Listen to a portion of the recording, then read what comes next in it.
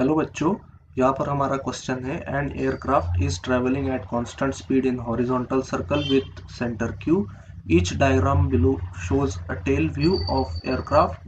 Dotted line represents line of wings and circle representing the center of gravity of the aircraft. Which of the following diagram correctly shows the force acting on the aircraft?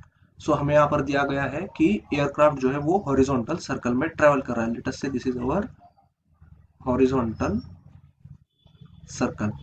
अभी ये जो है let us से ये हमारा point Q है और हमारा एयरक्राफ्ट इस पोजीशन पे है. लेट अस से सो नाउ हमारे पास जो है इसके फोर्सेस जो इस पे एक्ट करेंगे. लेट अस से ये इस डायरेक्शन में ट्रेवल कर रहा है तो mg will act in downward direction. और जो सेंट्रीफ्यूगल फोर्स है, centrifugal force will act in this direction which will be equal to m omega square r.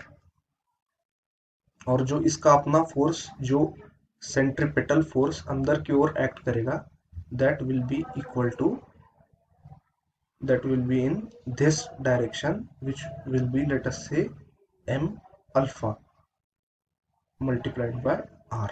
So here alpha will be acceleration, angular acceleration.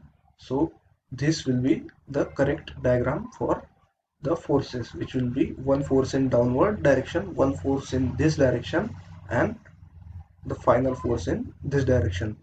If we name them, they will be mg, m omega square r, and here will be m alpha r. So here option B will be the correct one. I hope all of you understood it well. Best of luck.